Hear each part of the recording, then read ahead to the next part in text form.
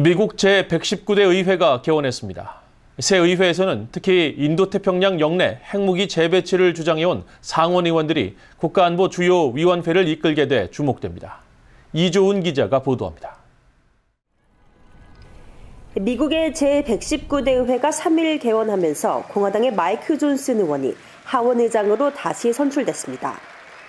지난 선거에서 공화당은 상원 총 100석 가운데 53석을 확보하며 다수당 지위를 달아냈고 하원 435석 가운데 219석을 차지하며 다수당 지위를 지켰습니다. 의회 내 각 위원회의 지도부 구성도 변동됐습니다. 미국의 국가안보정책에 큰 영향력을 행사하는 외교위원회와 군사위원회 위원장에는 공화당의 제임스 리시 상원의원과 로저 위커 상원의원이 각각 새로 임명됐습니다. 특히 이 두 의원은 인도태평양 지역 핵무기 재배치 필요성을 거론해온 인사들이어서 주목됩니다.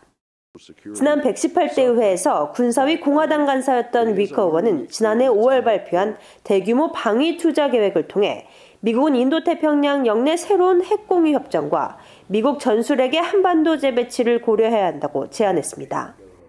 With our allies South Korea, Japan, and Australia, we should discuss nuclear burden sharing agreements.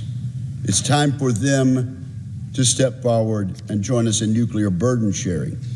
We should also explore redeploying American nuclear weapons back where they have been in the past, to that region to keep North Korea and China in check.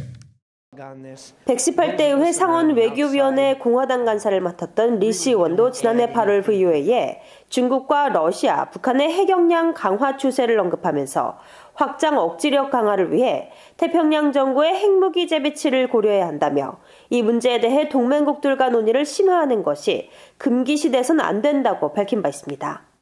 하원에선 마이클 맥콜 외교위원장의 후임으로 임명된 브라이언 마스트 의원의 활동에도 관심이 모아집니다. 공화당의 마스트 의원은 2022년 북한의 대륙간 탄도미사일 ICBM 발사 당시 성명을 통해 바이든 행정부가 나약하다고 주장하며 강력한 대북 제재 등 힘을 통한 평화를 보여줘야 한다고 밝히기도 했습니다. 새 의회에선 한국계 의원 4명의 활동도 주목됩니다. 특히 한국계로는 처음으로 상원 의원에 당선된 민주당의 앤디 킴 의원은 하원 의원 시절 적극 참여했던 미한동맹 강화 활동을 상원에서도 이어갈 것으로 관측됩니다. 공화당의 영킴 하원 의원도 하원 외교위 인도태평양 담당 소위원장으로서 민주당 간사인 아미베라 하원 의원과 함께 한반도 외교안보 정책에 큰 영향력을 행사하는 활동을 이어갈 전망입니다. 트럼프 2기 행정부 첫 국무장관에 지명된 마르코 루비오 상원 의원은 상원 인준이 무난할 것으로 예상됩니다.